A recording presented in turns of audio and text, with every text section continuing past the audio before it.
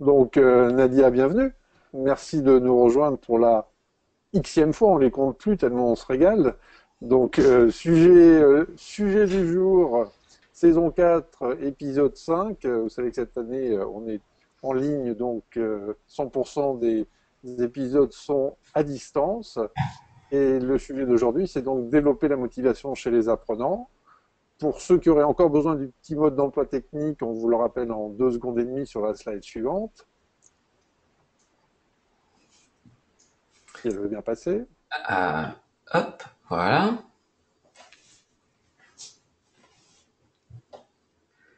Donc, pour activation du micro, quand vous voulez prendre la parole, vous cliquez sur votre micro. Et si vous voulez même apparaître à l'écran, vous pouvez le faire si vous cliquez sur la caméra. Pour ceux qui voudraient en plus partager leur dernière coupe à la mode ou leur dernière acquisition vestimentaire, vous êtes les bienvenus.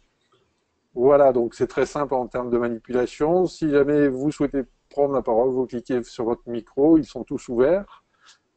Et sinon, si vous souhaitez les garder fermés, vous pouvez le faire aussi, sachant que il vous suffit d'appuyer dessus pour reprendre la main. Alors, Nadia, si on te laissait démarrer. Eh ben, merci Philippe et Philippe. Donc je démarre. Bonsoir au public, hein. Alors peut-être que certains d'entre vous m'ont vu présenter ce sujet à l'événement ILDI de juin. Je sais qu'il y avait Jean-Marc. Je ne sais pas s'il y avait Elke. Enfin, pour ceux qui étaient là, ça va faire une révision. Pour les autres, ça sera peut-être nouveau. Et dans tous les cas, ben, je vous invite à poser toutes les questions que vous souhaitez poser, hein, comme on est en petit comité ce soir, ben, c'est l'opportunité, voilà, de poser toutes les questions que vous n'avez jamais osé poser sur la motivation. Et on verra ensemble si on peut apporter des réponses. Alors, je veux bien la prochaine. Merci. Alors, apprendre du point de vue du cerveau, ben, ça ressemble beaucoup à ça, c'est-à-dire c'est un véritable bras de fer. Alors, il faut savoir que dans l'organisme, dans le vivant, d'une façon générale, ce qui est à l'œuvre en permanence, ce sont des freins et des ralentisseurs. Pourquoi? Ben parce que le vivant est en permanence à la recherche d'un équilibre, un équilibre nouveau d'instant en instant, puisqu'il s'adapte à des événements qui peuvent se produire autour de lui ou au sein de ce propre vivant. Donc, apprendre ne fait pas exception et met en place des freins extrêmement puissants pour nous dissuader d'apprendre. On va voir quels sont ces freins, mais heureusement, en face de ces freins, il y a une force motrice tout à fait extraordinaire qui est la motivation. Et on va voir de quoi tout ça se compose et comment ça fonctionne. Merci. Alors, les freins, ben déjà, le premier frein, c'est que nous avons une attention limitée. Hein, c'est-à-dire l'attention, c'est un véritable goulot d'étranglement sur le plan cognitif. Hein. C'est comme si on avait une voie rétrécie à l'entrée du cerveau, c'est notre attention. Et toute la masse d'infos que nous devons ingurgiter, que ce soit pour apprendre ou simplement pour être ensemble ou travailler, cette masse d'informations, elle doit passer par un passage obligé, qui est le filtre de l'attention, et c'est un filtre extraordinairement étroit. Alors, on verra plus tard comment surmonter cet obstacle, mais d'ores et déjà, il y a une évidence qui s'impose, c'est qu'il ne faut pas donner trop d'informations. Le deuxième frein, c'est nous sommes équipés d'une résistance très forte au gaspillage de notre énergie. C'est-à-dire que nous sommes spontanément très écologiques pour nous-mêmes, puisque nous résistons à la dépense énergétique. Alors, il y a certains individus mal intentionnés appellent ça de la paresse, en réalité, de la conservation d'énergie. Le troisième élément, c'est quelque chose qui est typiquement humain, qui est l'aversion au risque. Ça veut dire quoi? Ça veut dire qu'en matière d'émotion, le risque pèse plus lourd, le négatif, pardon, pèse plus lourd que le positif. Or, en matière d'apprentissage, on prend des risques. En particulier, on prend le risque de se tromper, hein, qui est un risque énorme que le cerveau humain n'aime pas du tout.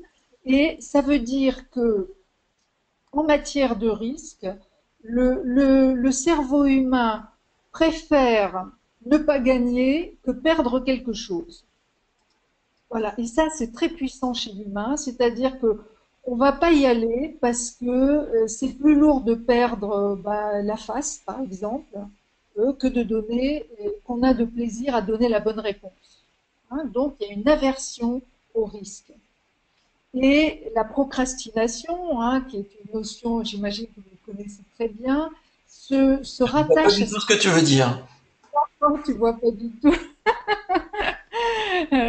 Euh, la procrastination se rattache en partie à cette notion d'aversion au risque. Hein. Il y a souvent une peur de ne pas y arriver, une anxiété, la peur de pas réussir. Il y a aussi une notion dans la procrastination qui est intéressante, qui est la procrastination, c'est choisir un, un bénéfice à court terme au détriment d'un bénéfice à long terme. Hein, c'est-à-dire choisir de regarder une ultime vidéo sur YouTube plutôt que de s'attaquer à son gros dossier. Hein. Alors, en faisant ça, on cède au plaisir immédiat de faire quelque chose qu'on a envie de faire et de différer un truc qui ne nous fait pas envie, mais on prend le risque d'un gros déplaisir ultérieur et on se prive ou on retarde le moment du plaisir, du grand plaisir d'avoir fini son dossier. Voilà. Alors, face à tous ces freins, ben heureusement, il y a des forces qui vont en sens inverse et on va voir comment se définit la motivation. Ben, la motivation, c'est une force mentale qui nous pousse à l'action et qui nous permet de mobiliser nos ressources. Alors, quand on dit ressources, c'est aussi bien nos ressources physiques, hein, comme ce personnage qui escalade une paroi, que les ressources mentales. Et ben, ces ressources, on va les mobiliser pour une finalité qui est toujours la même, là aussi en biologie, dans le vivant, ben, c'est la survie de l'espèce, hein, tout ce qui va nous permettre de transmettre nos gènes va faire l'objet d'une motivation. Alors, on va voir comment tout ça se présente du point de vue scientifique.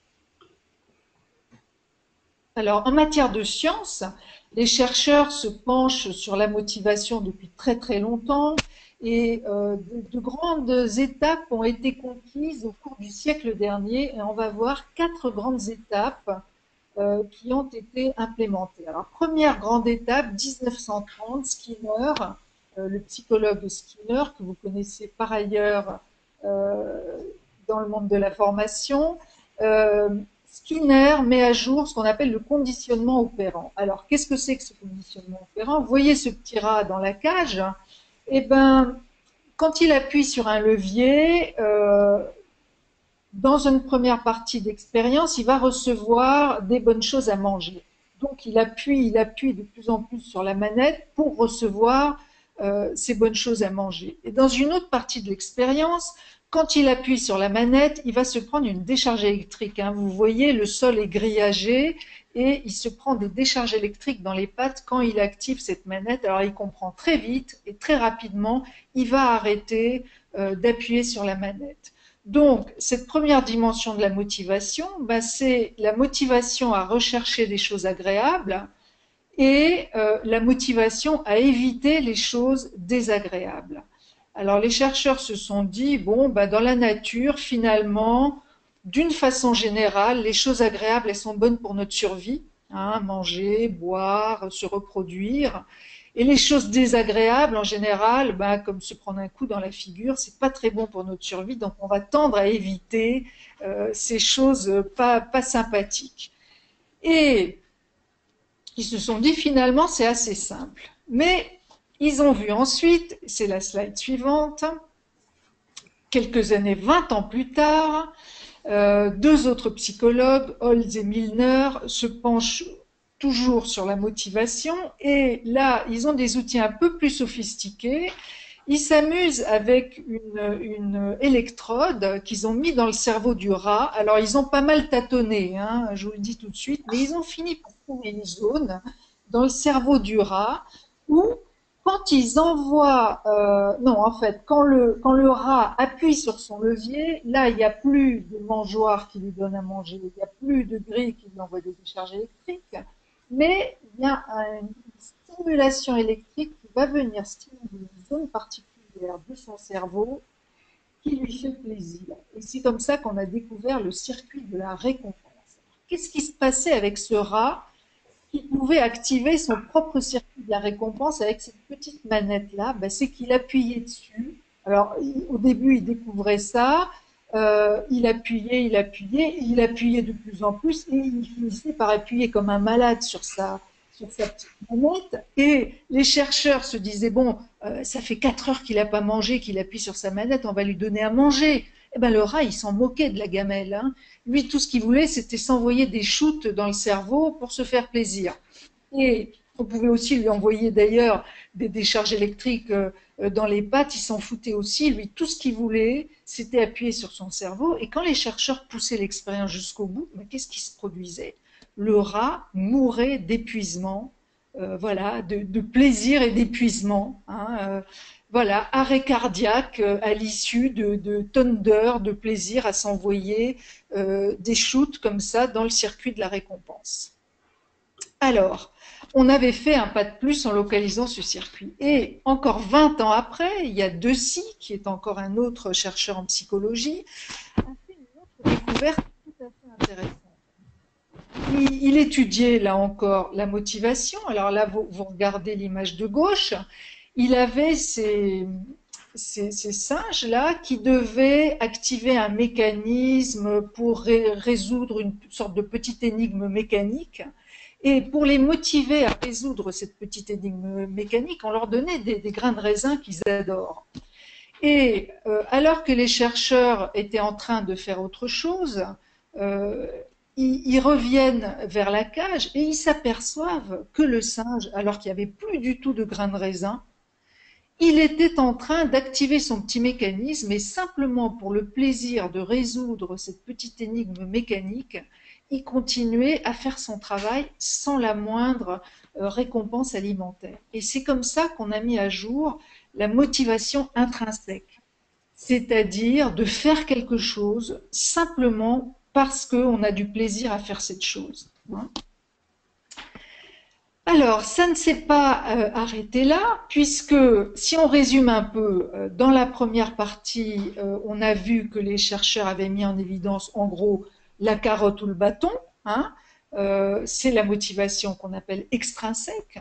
Ensuite, ils ont mis en évidence le circuit de la récompense, là qu'on voit en rouge sur ce crâne de profil, et ils ont mis en évidence la motivation intrinsèque, c'est-à-dire le fait qu'on peut activer ce circuit de la récompense en faisant des choses qu'on aime faire. Mais tout ça, ça répondait pas à une ultime question qui est que voilà, il y a parfois des missionnaires, hein, peut-être comme cet individu avec une pioche là, des gens qui gravissent une montagne, hein, qu'elle soit réelle ou psychologique, pour mener leur mission à bien. Et ces gens-là, ils n'éprouvent pas du tout de plaisir, hein, donc voilà, les shoots de plaisir, ils ne doivent pas être très nombreux, mais il y a quelque chose qui continue toute leur vie, parfois même sans avoir la moindre récompense. Ils continuent à s'acharner, et ça, c'est la dimension, on va dire, ultime, enfin ultime à ce jour, hein, et sans doute la plus noble, hein, de la motivation. C'est ce qu'on va voir tout de suite. C'est ce que les chercheurs ont appelé la motivation autodéterminée.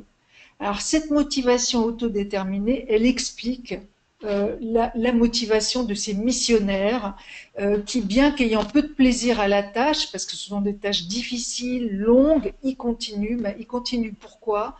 Parce que déjà, il y a une dimension qui est l'autonomie. Ça veut dire quoi? Ça veut dire j'ai décidé de faire cette chose-là. Et voilà, j'ai décidé de le faire, alors parce que bien sûr ça a du sens pour moi, mais le fait que je l'ai décidé, que personne ne me le demande, ça c'est quelque chose d'extraordinairement puissant en matière de motivation.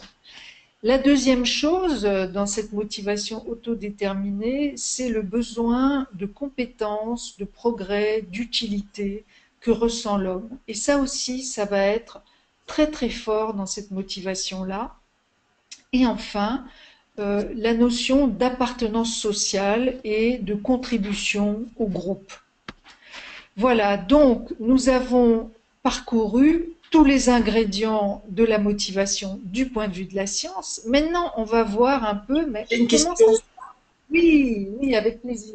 La motivation liée à l'appartenance sociale, l'appartenance au groupe, ce qui motive le passage à l'acte, la décision de faire certaines tâches ou d'activités dans l'appartenance sociale, c'est de faire comme les autres, d'être reconnu par ses actions comme étant les semblables des autres.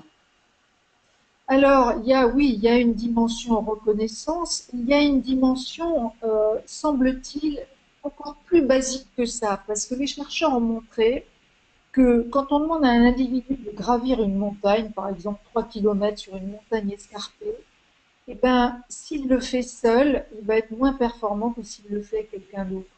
Hein, le simple fait d'être deux à faire un truc, ben, ça donne du cœur à l'ouvrage. Hein. Donc là, grimper la montagne, il n'y a pas forcément la reconnaissance, même si c'est évident, et comme tu le dis, la reconnaissance est un paramètre essentiel. Mais il y a une chose plus élémentaire qui est de l'ordre du partage, de on le fait ensemble. Hein. Tu sais, comme quand on doit mettre le couvert là et qu'un enfant on lui dit ben tiens on va le faire ensemble, tout de suite ça va mieux. Un truc qu'on pourrait croire chiant, donc on va pas le faire quand on est tout seul, de voir quelqu'un d'autre le faire, on se dit bah finalement ça doit pas être si chiant que ça. Ça doit pas être si chiant, voire même extraordinaire. Ça peut devenir amusant dès qu'on est plusieurs à faire un truc chiant, hein, peut-être. Merci. Euh, Sentez-vous libre hein, pour les questions dans la salle virtuelle. Hein. Alors, pour continuer sur ce sujet de la motivation et voir comment ça va se passer, notamment en matière d'apprentissage, ce qu'il faut comprendre, c'est que au cœur de la motivation, il y a les émotions. Les émotions, quelle que soit la forme de motivation, c'est la clé de vie.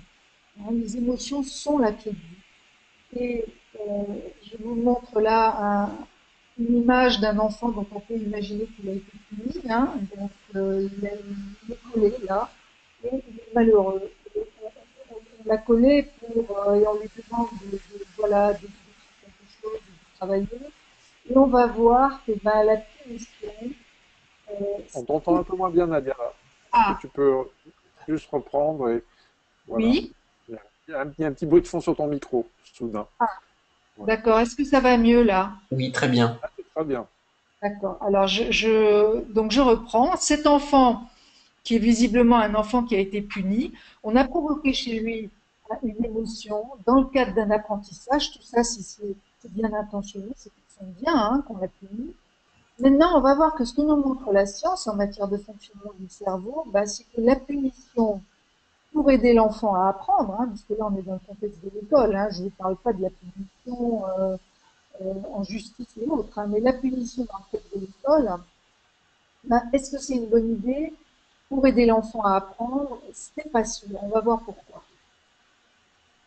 Alors, on va se pencher un instant sur trois structures qu'il y a dans le cerveau qui sont importantes dans l'apprentissage.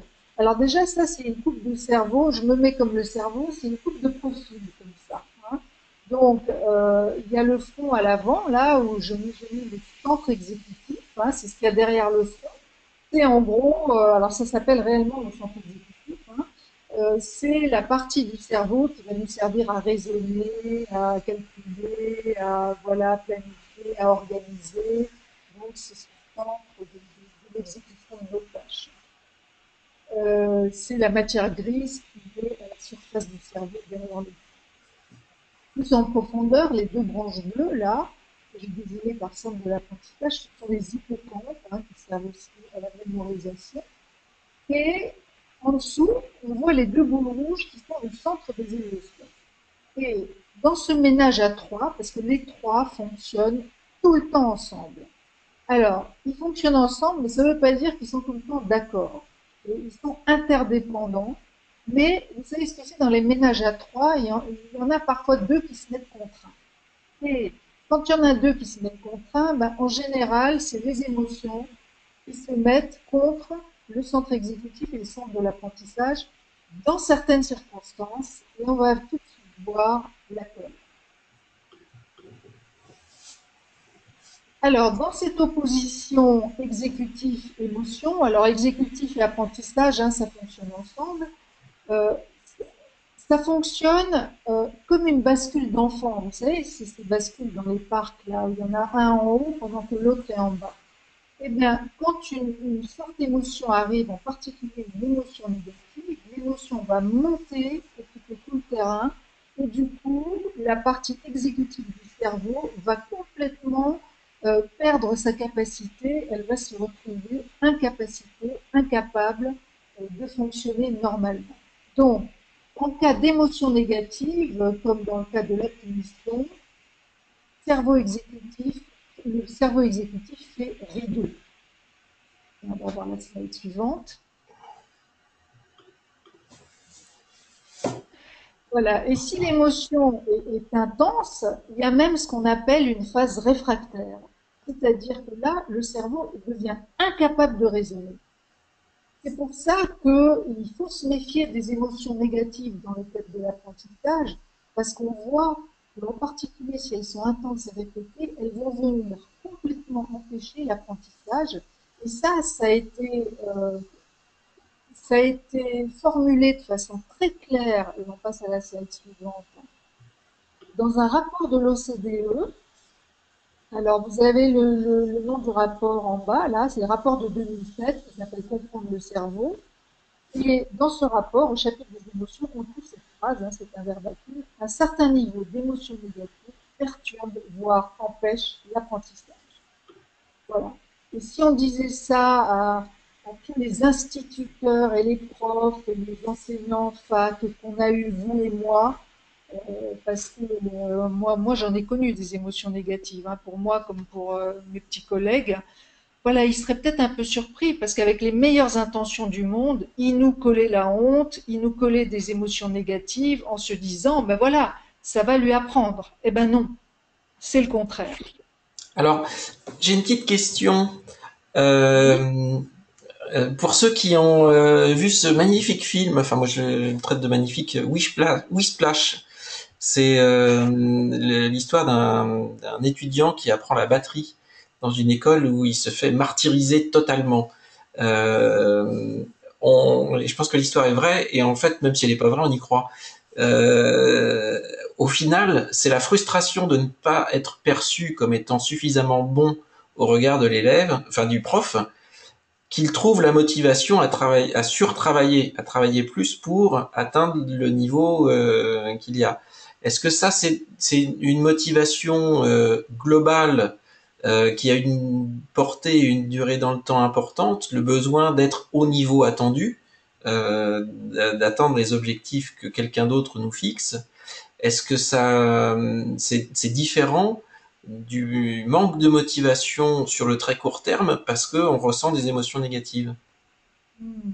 Ah, c'est intéressant. Alors, il y a beaucoup de choses là-dedans, parce que dans sa motivation à ce jeune homme-là, euh, bon, il peut dire que c'est pour ça qu'il le fait, parce qu'il est frustré ou parce qu'il a été confronté à ces humiliations, mais la motivation, au fond, on ne sait pas ce qui la génère, hein, dans son cas. Qu'est-ce qui le porte? Le film présente les choses comme ça. Maintenant, euh, c'est vrai que parfois, il y a des cas de résilience, hein, c'est-à-dire des gens qui, face à l'adversité, sont capables de retourner complètement la situation et d'en tirer quelque chose de positif, hein. On le voit avec des gens qui ont subi des choses terribles et qui sont capables d'apporter des choses magnifiques au monde derrière. Euh, Moi, je vois là plus un processus de résilience D'accord, qu'un phénomène de motivation. Mais bon, c'est mon interprétation, hein. On peut ne pas être d'accord avec moi. J'ai pas de preuves scientifiques à l'appui. d'accord. Ce que tu dis, c'est que si on apporte des émotions négatives, à coup sûr, le résultat, c'est que ça ne peut faire que baisser la motivation et que le reste, c'est plutôt une exception où des gens trouvent de la ressource ailleurs. je le présenterai effectivement comme ça. Ok, merci. Alors, puisqu'on dit que les émotions sont essentielles en matière de motivation, on s'est penché aussi scientifiquement sur le rôle des émotions dans la performance, hein, puisqu'on a vu qu'émotion et motivation sont étroitement liées. Ici, il s'agit d'une étude qui a été faite chez des étudiants. Alors, on prend un groupe d'étudiants qu'on va diviser en deux. Normalement, il y a une animation sur cette slide, hein, c'est pour ça qu'elle est un peu chargée comme ça au premier regard, mais je vais vous la décrire. Donc, on divise ce groupe d'étudiants en deux et dans le groupe de gauche, on lui dit, voilà, on vous donne un rat, c'est un vrai rat, hein, un labyrinthe, et il y a un morceau de fromage. Vous devez encourager le rat pour qu'il aille attraper sa récompense du morceau de fromage, et si vous l'encouragez bien, il va gagner. Donc, les étudiants se lancent dans cette démarche, pendant que l'autre groupe, l'autre moitié, on lui dit même rat, même labyrinthe, sauf que là, il y a de la mort au rat dans le labyrinthe. Donc, ils ont drôlement intérêt à faire attention à ce que le rat n'aille pas bouffer la mort au rat, sinon il va mourir sous leurs yeux. Qu'est-ce que les chercheurs ont fait en faisant ça? Dans le groupe de gauche, ils ont cherché à susciter une émotion agréable, hein, de l'excitation, de la joie. Dans le groupe de droite, ils ont cherché à susciter du stress et des émotions désagréables, notamment de la peur. Et après les avoir fait passer ce jeu-là, ils les réunissent dans une salle, ils leur donnent des exercices de résolution de problèmes, de créativité, d'analyse de texte. Qu'est-ce qu'ils voient? Ils voient que dans le groupe qui a eu l'humeur positive stimulée, les performances sont bien meilleures que dans le groupe qui a été stressé. Donc, vous voyez que quand on dit émotions négatives et apprentissage, il y a des émotions qui, elles, peuvent favoriser l'apprentissage et surtout les émotions positives. Alors, il ne faut pas non plus que ces émotions positives soient excessives, hein. Si on met les gens dans un état d'euphorie ou d'excitation totale, ils ne vont pas être très performants. Mais une humeur positive améliore les résultats et ça a été vérifié X fois. Et une humeur négative détériore. Alors, qu'en est-il d'une humeur neutre? C'est ça qu'on étudie dans cette nouvelle étude. Il y en a des tonnes, hein, des études qui ont confirmé ça. J'en ai pris deux à titre d'exemple. Là, c'est un groupe de médecins. Ce sont des radiologues. Et ces radiologues, là aussi, on va les diviser en deux groupes. Et dans le groupe de gauche, pour les mettre, voilà, pour susciter une humeur agréable, les chercheurs font une toute petite chose, simplement de leur distribuer des bonbons au début de leur travail. Alors le travail consistait à analyser des radiographies qui étaient un peu compliquées, à faire un diagnostic et une prescription. Donc le premier groupe, il a 100 paquets de radios, on les laisse tranquilles pendant une demi-heure pour qu'ils travaillent et on leur a distribué un bonbon au début en leur disant, ben voilà, on vous donne ça pour vous encourager au travail. Donc une récompense mineure. Dans l'autre groupe, on leur donne rien. On leur donne le travail à faire. Et là aussi, qu'est-ce qu'on voit à l'arrivée? Ben, dans le groupe des chercheurs qui a eu le simple bonbon au démarrage, la performance est nettement supérieure en matière de diagnostic, en matière de préconisation. Voilà, donc tout ça pour dire Sponsorisé par Haribo, ça, non? oui, c'est sponsorisé par Haribo. Alors, ça marche aussi avec un chocolat, hein, ou avec voilà, quelque chose d'agréable. En fait, c'est pas tant le bonbon que le geste amical, hein, voilà, pour ceux qui auraient peur des caries, hein, en matière de motivation. Alors, comment susciter la motivation à coup sûr? Eh ben, c'est jamais garanti, hein, la motivation, et ça pour une raison simple. C'est que la motivation, elle va être dépendante de trois dimensions qui sont tout le temps liées dans le fonctionnement de l'organisme. C'est l'état du corps, hein, si vous êtes malade, si vous êtes fatigué, si vous avez pris un coup, vous n'allez pas pouvoir vous motiver de la même manière. Si vous êtes dans un état émotionnel particulier, ça va aussi interférer, hein. Si vous êtes en colère, si vous êtes triste, voilà, vous n'allez pas pouvoir mobiliser votre motivation de la même manière. Et ça dépend de votre état cognitif, Est-ce que vous avez le cerveau encombré d'informations? Est-ce que vous vous ennuyez? Voilà. Donc, on ne peut pas motiver quelqu'un à coup sûr pour la simple raison que sa motivation dépend de facteurs qui dépendent de lui, hein, de son corps, de ses émotions, de son état cognitif. Chose qu'on ne contrôle pas. Mais la bonne nouvelle, c'est qu'on va pouvoir l'aider, hein, à se motiver. Alors, comment on va faire ça? Bah, déjà, on a vu le caractère délétère du stress et des émotions négatives sur l'apprentissage, la motivation. Donc, la première chose à faire, ça va être de traquer les sources de stress importantes. Et j'ai Juste, remis la... Nadia, Oui, oui, oui, tu dis, on va pouvoir l'aider à se motiver. Donc c'est bien différent de motiver. oui, tout à fait. On va l'aider à se motiver. Disons qu'on va stimuler la motivation. Voilà, pour autant qu'il y ait quelque chose à stimuler, hein. Mais effectivement, on va dire qu'en matière de motivation, apprenants et professionnels de la formation, ben voilà, il y a deux parties prenantes, hein, et que chacun contribue au moins à 50%. Donc, le formateur va pas pouvoir faire plus que ce qui dépend de lui, hein. Et on a vu, il y a beaucoup de choses qui dépendent pas de lui. Donc, par contre, ce qu'il va pouvoir contrôler, bah, il va pouvoir veiller à ce que la surcharge cognitive soit pas trop lourde, hein, notamment en donnant un contenu suffisamment absorbable pour le cerveau, c'est-à-dire pas trop chargé. Une source de stress incroyable qu'on minimise souvent, c'est ne pas comprendre, hein. L'apprenant qui ne comprend pas, il monte excessivement vite en stress. Donc, ça va être important de valider, voilà, ben, que tout le monde comprend bien. Voilà, par exemple, là, ben, euh, je m'arrête et je vous pose la question de est-ce que c'est clair là, ce que je vous présente pour vous? Est-ce que ça vous paraît compréhensible? Est-ce que voilà, vous avez besoin d'explications supplémentaires à ce stade? En fait, on comprend rien depuis le début, mais on fait un petit sourire et on acquiesce pour te faire plaisir. Donc, on va faire en sorte de rendre les choses les plus Jean-Marc, tu veux commencer Ah non, peut-être? c'est bon, c'est clair. C'est bon? super. Alors, troisième source de stress, limiter la peur de l'erreur. Alors ça, c'est un truc énorme, hein, parce que dans notre culture, on n'est pas tellement autorisé à faire des erreurs, hein. C'est-à-dire qu'il y a une grande confusion entre erreur et échec. Souvent, une erreur est considérée comme un échec, alors que ça n'a rien à voir, hein.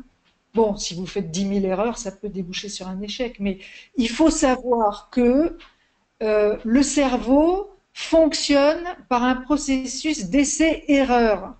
C'est son mode opératoire à notre cerveau. Donc vous voyez bien que si on supprime l'erreur, on supprime l'apprentissage. Donc il faut au contraire encourager l'erreur dans le cadre de l'apprentissage, l'encourager en ce sens qu'elle est la manifestation d'un apprentissage en cours. Donc mettre tout le monde à l'aise, dire ok, là des erreurs, vous allez en commettre des tonnes, et c'est ok, et c'est d'autant plus ok que ce sont les erreurs qui vont vous permettre de corriger le tir. Pour autant, évidemment, qu'il y ait un feedback, et on y vient dans un instant. Donc, la peur de l'erreur, c'est une chose à combattre en priorité.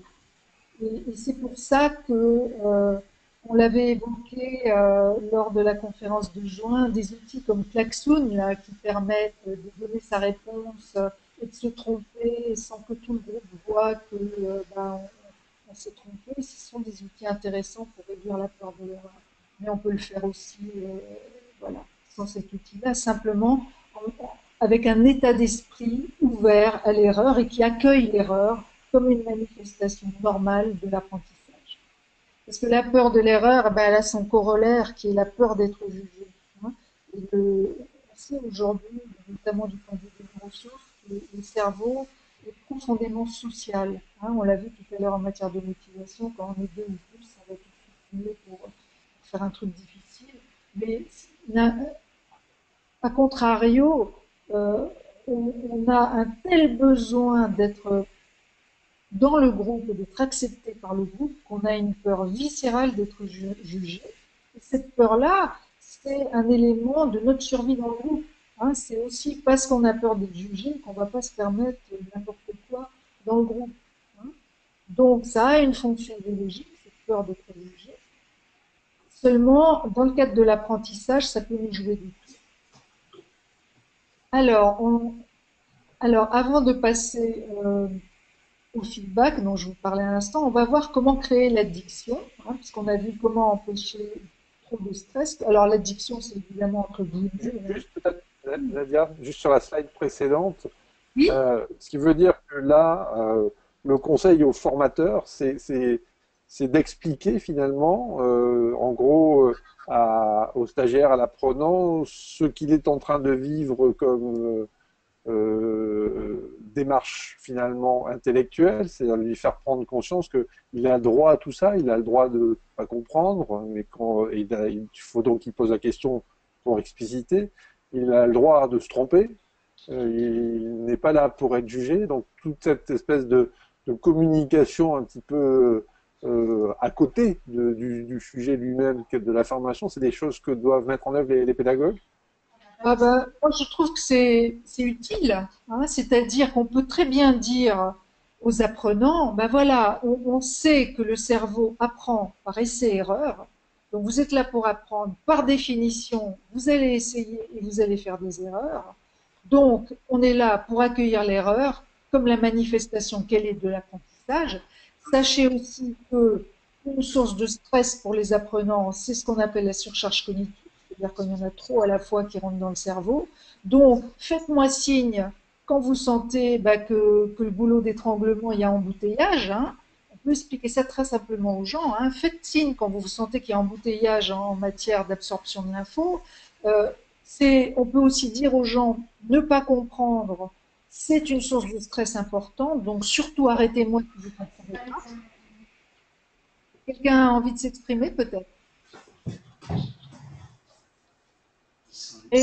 Et donc, en matière d'erreur, OK aux erreurs. Et puis, pour ce qui est de la peur d'être jugé, c'est pas la peine de dire aux gens, vous n'êtes pas là pour être jugé. L'idée, c'est de créer un climat où ça va être évident pour eux qu'il y a de la bienveillance et qu'ils peuvent se tromper sans perdre la face.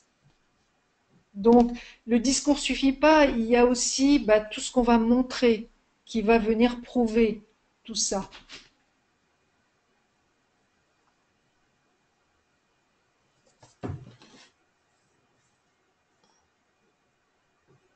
Alors, oui, c'est Vas-y. bon? Super. Alors, créer l'addiction. Alors, l'addiction, comme je vous disais, c'est entre parenthèses, entre guillemets, pardon. Comment est-ce on va créer l'addiction, c'est-à-dire l'envie, la motivation?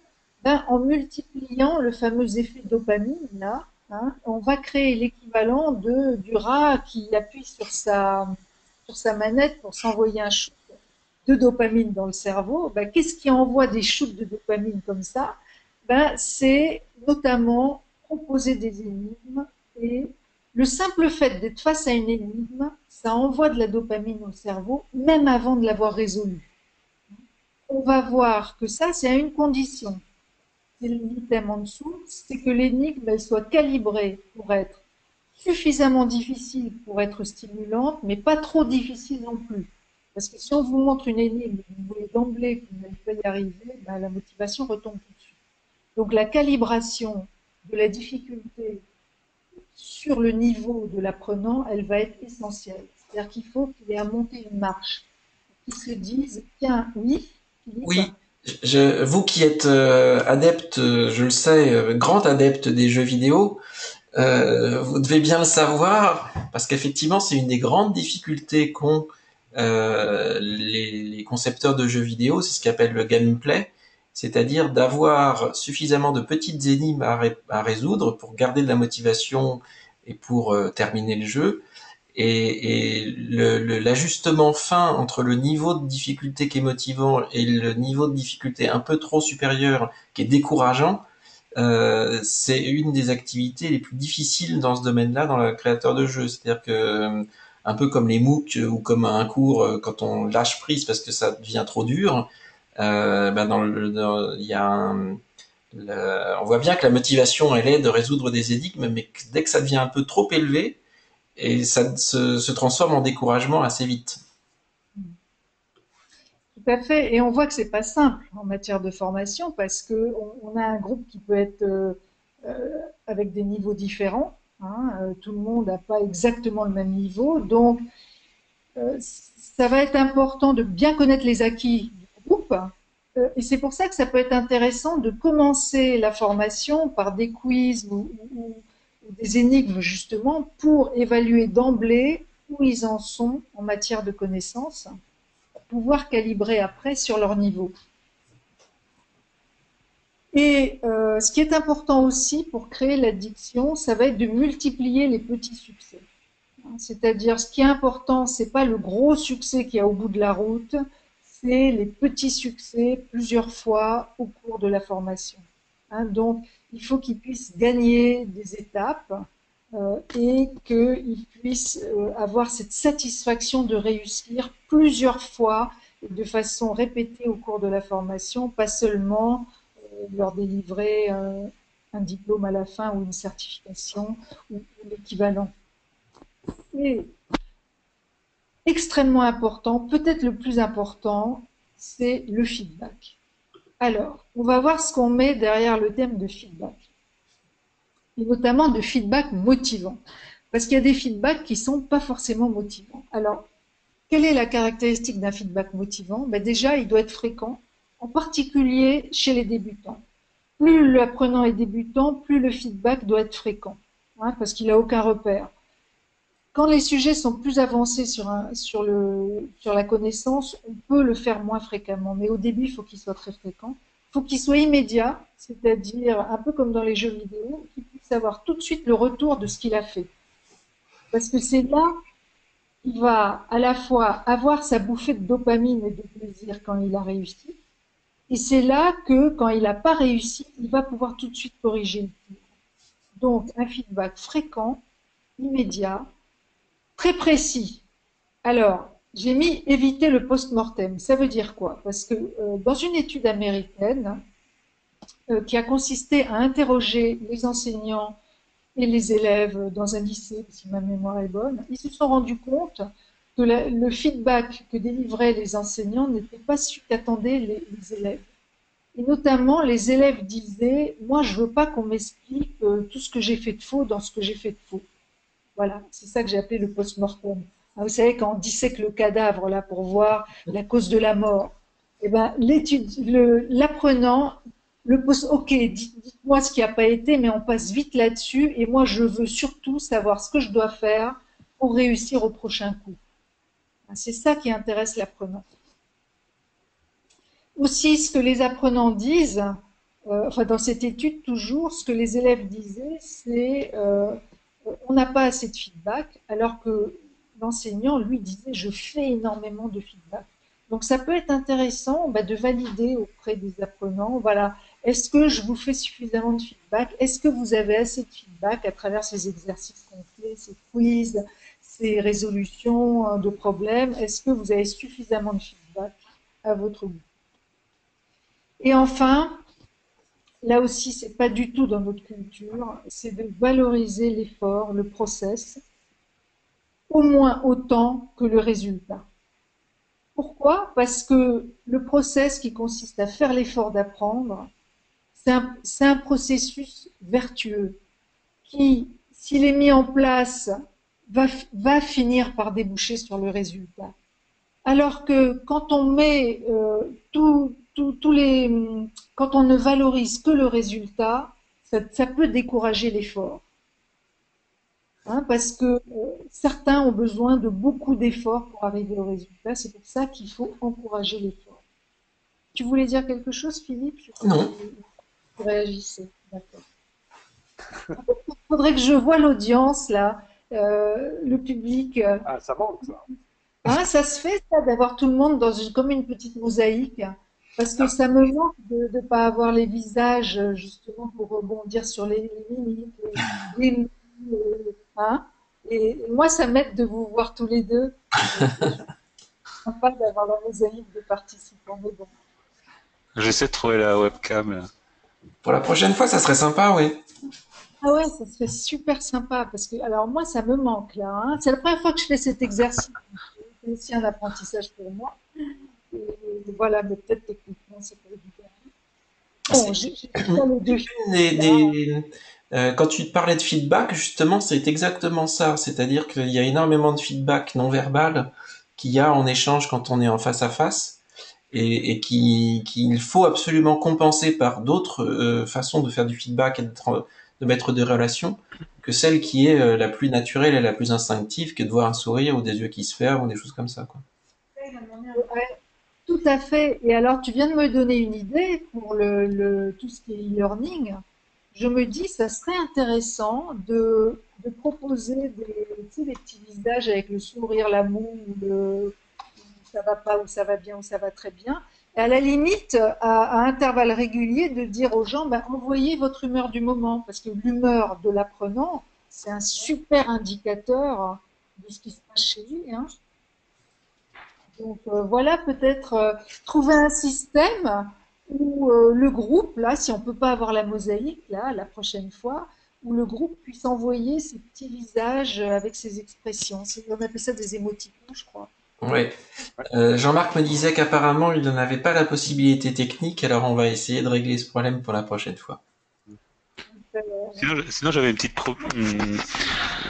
comment dire, une précision. C'est vrai que ça dépend des solutions aussi qu'on utilise pour les classes virtuelles ou les webinaires. Il y a certaines. Bon, je sais que par exemple, moi j'utilise WebEx où il y a la possibilité de diffuser des smileys, donc qui montrent les émotions. Donc super. là, c'est vrai que j'en vois pas sur cette solution, mais sur certaines, il y en a. Merci. Bon, ben, on va garder ça en mémoire. Merci Jean-Marc. Alors, on arrive à la fin. La dernière partie, ben, en matière de motivation, on a vu que c'est important de gérer le stress et en même temps de laisser de l'autonomie. Alors, gérer le stress, c'est le cadre hein, qui permet au mieux de gérer le stress. Quand les apprenants sentent qu'il y a un cadre très clair, ça les rassure, hein. Et le cadre, ça fait partie du cadre de poser les règles du jeu, de raconter ce qu'on a évoqué tout à l'heure, hein, de parler d'erreurs, etc. Tout ça, c'est poser le cadre, hein. Donc, le responsable de la formation, il est responsable du cadre, hein. C'est lui qui a la main sur ben, comment ça va se dérouler et quelles sont les règles du jeu. Mais au sein du cadre, l'idée, c'est de donner le maximum de liberté aux apprenants. Alors, donner de la liberté, bah déjà, c'est une question de posture qui est d'avoir une posture peut-être moins haute que celle qui a été traditionnellement, celle qu'on a pu voir, nous, avec nos enseignants. Alors, je sais que dans le monde de la formation, il y a pas il y a pas beaucoup de posture haute, hein, je pense. Mais c'est dans la tête aussi, hein. C'est de s'enlever de la posture haute aussi psychologiquement, hein. Et favoriser l'autonomie plutôt que exercer le contrôle. Alors favoriser l'autonomie, ça va être donner des choix. C'est-à-dire à chaque fois qu'on va pouvoir donner le choix, alors le choix, ben, par exemple, il y a proposé deux types d'exercices, deux types de sujets dans la même thématique, deux types de modalités ou plus, hein, proposer des outils. C'est-à-dire à chaque fois qu'on va donner un choix, on va favoriser l'adhésion de l'apprenant à l'apprentissage. C'est-à-dire à chaque fois qu'il peut y mettre son grain de sel, il va être plus présent. Parce qu'il contribue à l'édifice en mettant son grain de sel. Et on est plus motivé quand on participe et qu'on met de soi dans ce qu'on fait. Et enfin, pour finir, Ah. la checklist. Oui. Non, non, j'ai cru que j'avais été trop vite. Ah. La checklist de la motivation, donc pour résumer ce que je vous ai présenté, donc respecter la charge cognitive en faisant simple et le moins chargé possible. C'est pas simple, hein, et moi je suis la première à en mettre trop, hein, donc c'est pour ça que je le mets en premier, c'est aussi pour moi. Faciliter la compréhension, c'est-à-dire être aussi clair que possible et se rappeler que l'incompréhension est une source de stress majeur chez l'apprenant. Dédramatiser l'erreur en parlant, hein, et en la présentant d'une façon différente de la façon dont elle nous a été présentée ou en tout cas dont on l'a vécue. Instaurer le plus possible un climat de confiance où les gens vont pouvoir s'exprimer justement en sécurité. Et, on a l'idée que même s'ils se plantent, bah, c'est OK. Calibrer les défis, c'est ce qu'on a vu, mettre la taille du défi ajustée sur les capacités de l'apprenant, qui n'est pas simple quand on a un groupe. Multiplier les opportunités de succès. Devenir vraiment travailler sur le feedback, la qualité du feedback qu'on envoie. On a vu des paramètres. Donner de l'autonomie au sein du cadre. Ce qu'on a montré aussi, je ne l'ai pas détaillé pour des raisons de temps, mais inciter l'apprenant à transmettre. Il a été bien démontré que quand l'apprenant a pour mission de transmettre à d'autres apprenants, il apprend mieux. Donc c'est un facteur de très grande motivation de devoir être, en tant qu'apprenant, pendant un moment, le professionnel de la formation. Et enfin, favoriser la dimension sociale par des activités d'apprentissage en groupe. Voilà, et place aux questions, si vous en avez. Merci Nadia. Merci à vous. Si j'avais peut-être une question. Oui. Je ne sais pas si tu étais intéressé aux neurones miroirs, ce genre de choses, et le rôle que ça pourrait avoir dans la motivation. Je parle de ça parce que au début, tu parlais à un moment donné du côté un peu social de la motivation, et ça me faisait penser à travaux de René Girard sur le désir mimétique. Et je me demandais si ça pouvait pas être un levier en fait dans la motivation. Parce qu'en fait, en résumé, on désire d'autant plus les choses que les autres désirent cette chose-là. Donc ça pourrait peut-être, on pourrait peut-être jouer là-dessus pour la motivation. Oui, oui, tu as parfaitement raison. D'ailleurs, ça me laisse penser que ce serait une bonne idée que je l'intègre dans cette présentation sur la C'est les motivation. ressorts de la publicité, en fait. Comment? C'est les ressorts un peu sur lesquels joue la publicité.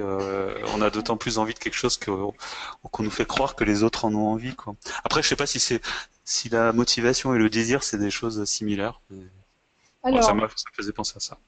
oui, C'est un mais beau sujet de bac. Oui, voilà.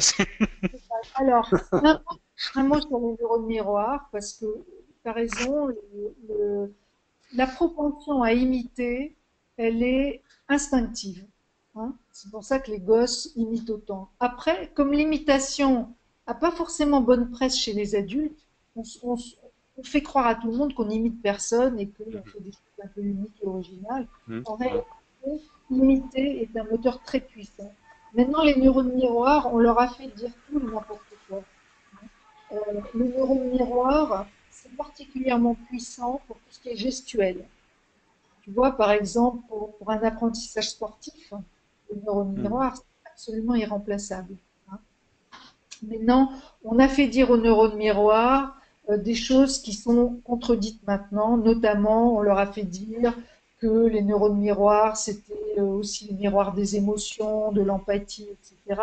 Là, les scientifiques aujourd'hui sont beaucoup plus réservés là-dessus. Ce qui est sûr, c'est que là où c'est intéressant effectivement en matière de motivation, c'est le rôle de l'exemple, hein, et que l'exemplarité, c'est-à-dire par exemple le professionnel de la formation qui va incarner particulièrement bien ce qu'il dit, parce que parfois on dit voilà, il faut faire ci, il faut faire ça, et on ne l'incarne pas soi-même. Donc l'exemple qu'on donne, hein, est très puissant. Et l'exemple effectivement du groupe, mais les miroirs, ça joue dans les deux sens, hein, donc voilà. C'est pour ça aussi que quand il y a un perturbateur, ça peut faire miroir aussi, hein, dans un groupe. Mais c'est une question intéressante. Je vais creuser peu rare. Et moi, j'avais une dernière question. Euh, Moi qui ne l'ai pas du tout, hein, l'esprit de compétition, comme vous pouvez le savoir, est-ce que c'est un facteur de motivation ou est-ce qu'au contraire c'est quelque chose à éviter en formation parce que c'est dangereux avec des effets négatifs qu'on maîtrise pas vraiment ou qui ne s'appliquent pas à tout le monde? Alors, la comparaison, parce que c'est ça qu'il y a dans la compétition, c'est je me compare aux autres. C'est un sujet tout à fait intéressant, à double tranchant. Euh, Pourquoi? Parce que ben, comment dire, le, la comparaison, elle est instinctive. On ne peut pas s'empêcher de se comparer aux autres. Pourquoi? Parce que le statut qu'on occupe est un driver très puissant euh, dans notre cerveau. Hein. Donc, qu'on prétende ne pas être compétitif ou pas, on se compare tout le temps, qu'on le veuille ou non, hein, Philippe. Et donc, on se compare tout le temps, et c'est vrai que ça peut motiver, mais ça peut complètement décourager. Je m'explique. Quand on est débutant et qu'on se compare à quelqu'un qui est expert, ça peut être une source de grande motivation parce qu'on se dit je vais jamais y arriver. Par contre, si on se compare à quelqu'un en disant bah, je vais copier sa façon d'être, tout ce qu'il a mis en œuvre pour en arriver là, ça peut être une source d'inspiration. C'est-à-dire la comparaison, elle peut être soit source d'inspiration, soit source de découragement. On dit par exemple aujourd'hui que euh, toutes ces mince comment ça s'appelle Facebook voilà Facebook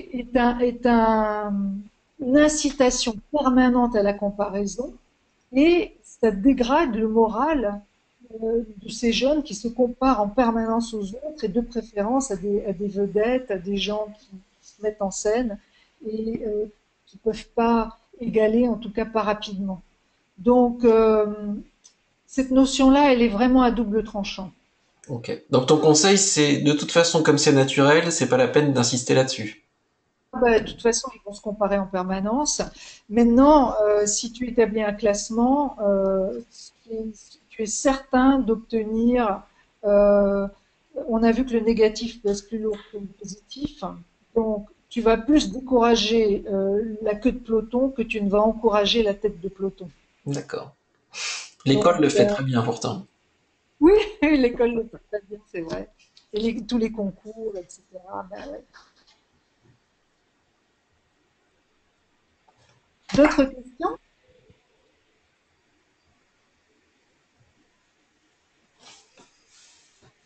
Mais merci pour la question sur les neurones mirrors et la question sur la compétition, parce que voilà, il n'y a rien de tel que de justement de transmettre pour apprendre soi-même. Hein. C'est pour ça que transmettre c'est puissant pour apprendre.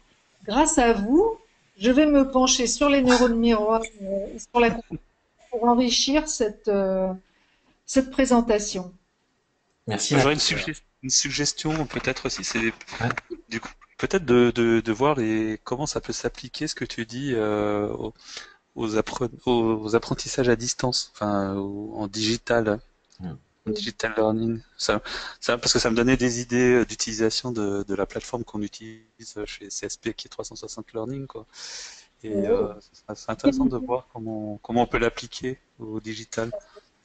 Ouais, Absolument. je trouve que pour répondre à ça en partie, je pense que la slide sur la neuro-checklist, en fait, si Oui, tu c'est prends ça. les 10 thèmes Oui, et si tu les transformes dans l'univers à distance, la oui, réflexion que je me faisais en voyant, je me dis, mais ça ne peut que marcher finalement le à distance parce ouais, que tout à fait. ça nous oblige à mettre en application tout ça. Exactement. Dès la construction, on est dans cette logique-là, puisqu'on dit par exemple que dans l'auto-formation, on réduit le temps de l'apprentissage pratiquement de 50% par rapport au présentiel. Donc on est déjà dans une logique non pas de simplification, mais en tout cas d'essayer de rendre les choses plus simples, plus appréhendables par l'apprenant, de faciliter la compréhension, parce qu'on sait bien qu'on n'aura pas la possibilité aussi facilement qu'en présentiel de décrypter la façon dont chacun apprend. Mhm. Dédramatiser l'erreur, bah justement, c'est une des conditions. Enfin, tu vois, je pense que si on prend Mhm. les 10 points et si on les met au tamis, si je puis dire, de la formation à distance, et ben on a tous les leviers pour dire pourquoi ça va marcher, finalement, cet enseignement à distance. Puis le rôle Mais, du community manager, par exemple, tout à dans fait. la dixième dimension, sur la dimension sociale, tout ça. Ouais, il y Exactement. a plein de... Mais ta question est très Je pense. intéressante parce qu'effectivement, et on en fera peut-être un thème d'un épisode ou d'un dossier. On comprend toutes ces notions-là. La transposition dans un univers comme une plateforme ou comme un dispositif plus complet, qui n'a pas, d'une manière très explicite, Mm. les moyens de mettre en œuvre ça, ne serait-ce que par une question de vocabulaire ou de fonctionnalité bien ajustée à chacun des 10 points qu'il y a ici, nécessite Mhm. de se creuser la tête en disant mais comment je vais pouvoir utiliser mon outil pour mettre en œuvre les Voilà, 10 c'est ça, automatiques ouais. derrière. C'est, Mm. Ah ouais, on, on, s'y- intéressant. on va s'y pencher. Le sujet, bah, ça sera peut-être le mot de la fin alors. Oui. Oui, Un grand merci Nadia Merci. pour Ouais, cette merci. intervention encore. Merci à vous de votre présence. Prochain rendez-vous donc le 15 novembre. Et donc ça sera Anne Ambrosini qui interviendra sur le thème du formateur 3.0. Donc on fera, je pense, bien le lien avec ce qui a été dit ici, de façon à voir en quoi ce formateur 3.0 existe, quelles seront ses compétences et comment on peut le trouver, le manager au mieux. Je crois que c'est ça le sujet qu'elle va couvrir avec nous. Donc 15 novembre, ça nous fait, on a 2 semaines de break, vous pouvez respirer la semaine prochaine. Voilà, sachant que, donc, comme on vous l'a dit, surveillez votre boîte mail demain. Hein. Très important. Surprise, surprise. Voilà. Merci beaucoup, en tout cas. Voilà. Et d'ici là, merci. abusez mais raisonnablement. Bonne Merci soirée, à à vous et bientôt. bonne soirée. Bonne soirée. Bonne soirée à tous. Au revoir. Bonsoir.